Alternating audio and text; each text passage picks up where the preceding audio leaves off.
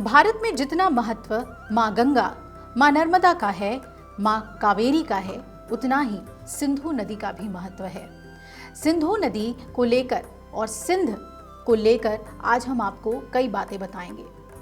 नदी के धार्मिक महत्व के बारे में तो हम बात करेंगे ही, और सिंध प्रदेश में कैसे हमारे भारतीय अध्यात्म की जड़ें हैं वो भी आपको बताएंगे। सबसे पहले सिंधु नदी की बात करें तो ये नदी सिर्फ पानी के प्रवाह का स्रोत नहीं है, बल्कि ये हिंदू धर्म के लिहाज से बहुत ही महत्वपूर्ण माना गया है। सबसे पहले बात कर लेते हैं हिंदू शब्द की उत्पत्ति की, और आपको आश्चर्य होगा कि इसकी उत्पत्ति सिंधु से ही हुई है, जो इस नदी के पार रह रहे लोगों का प्रतिनिधित्व करता है। सिंधु नदी को भी पवित्र नदियों के क्षेत्रों में रखा जाता है और इसे नदियों की रानी कहा जाता है, और इसका उल्लेख हमारे वेदों में मिलता है। सिंधु नदी एशिया की एक प्रमुख नदी है जो तिब्बत से मानसरोवर झील के पास से निकलती है और पाकिस्तान के रास्ते ये अरब सागर में जाकर मिलती है। अब आइए इसके धार्मिक महत्व की हम बात करें। वेदों में सिंधु नदी का कई बार वर्णन मिलता है और इसका महत्व भी बताया गया है। सिंधु इस नदी के तट पर कई ऋषि मुनियों ने तपस्या की। धार्मिक मान्यता के अनुसार तो इसी नदी के तट पर बैठकर कई वेद पुराणों की रचना की गई, इसलिए हिंदू धर्म में इसका महत्व बहुत है। ऋग्वेद में सिंधु नदी का अनेक बार वर्णन हुआ है और श्लोक आता है, इमं में गंगे यमुने सरस्वती सिंधु स्तोमम अर्जुनेयम। पवित्र नदी सिंधु जो नदियों की रानी और ज्ञान की नदी है, हर पूर्णिमा पर सिंधु नदी के तट पर सिंधु दर्शन महोत्सव आयोजित किया जाता है, जो इस नदी के प्रति लोगों की धार्मिक श्रद्धा को दर्शाता है। सिंधु दर्शन महोत्सव हर साल लद्दाख के लेह में आयोजित होता है और ये सिंधु नदी के प्रति श्रद्धा और सम्मान प्रकट करने के लिए सबसे बड़ा माध्यम है।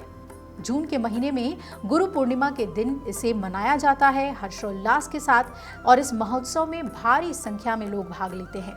सिंधु नदी के मुहाने पर यानी कि नदी के ठीक मुख पर कराची के पास ही हिंगलाज स्थान पर हिंगलाज माता का मंदिर है, जो हमारी 52 शक्ति पीठों में से एक है। हिंगोल नदी सिंधु नदी की एक सहायक नदी है जो पाकिस्तान के बलूचिस्तान में बहने वाली एक नदी है, और यहाँ माता को हम हिंगलाज माता कहकर पुकारते हैं। ऋग्वेद जो कि विश्व की सबसे प्राचीन या धार्मिक ग्रंथों में से एक है, उसमें सिंधु नदी का बार बार गुणगान किया जाता है। इसे वैदिक ग्रंथों में श्रद्धा से देखा गया है और माना गया है कि इसका जल शुद्ध करने वाला है। ये तीर्थ की तरह ही पूज्य है। ये भी मान्यता है कि सिंधु नदी के तट पर बैठकर कई सारे वेदों की रचना हुई, पुराणों की रचना हुई और ऋषि मुनियों ने यहाँ पर तपस्या की। प्राचीन और वैदिक काल की जब हम बात करते हैं तो ऋग्वेद में इसे नदियों की रानी कहा गया है और जीवनदायिनी बताया गया है। यहाँ ऋषि मुनियों ने तपस्या की, वेदों की रचना की। सिंधु घाटी सभ्यता मोहनजोदड़ो में योगी की मूर्ति, जिसे कि पशुपति कहा जाता है, शिव का एक रूप, और स्वास्तिक के चिन्ह भी मिलते हैं जो कि वैदिक और आध्यात्मिक परंपराओं के प्रमाण हैं।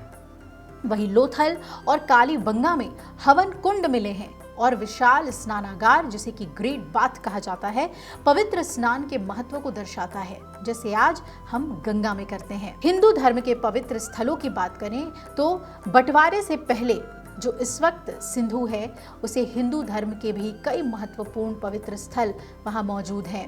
ये मंदिर सिंध में हिंदुओं के लिए एक प्रमुख तीर्थ स्थल है। पंचमुखी हनुमान मंदिर माना जाता है कि एक बहुत ही प्राचीन और चमत्कारी मंदिर है।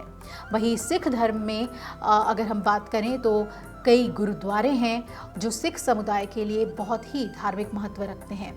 संक्षेप में सिंध की अगर हम बात करें तो ये ऐसा क्षेत्र है जहां सदियों से अलग अलग धर्म और मान्यताओं का संगम देखने को मिला और इसमें एक अनूठी मिश्रित धार्मिक और सांस्कृतिक पहचान मिली। सिंध प्रदेश इसलिए कई लिहाज से भारत के लिए महत्वपूर्ण हो जाता है क्योंकि हमारी जड़ें वहां पर मौजूद हैं।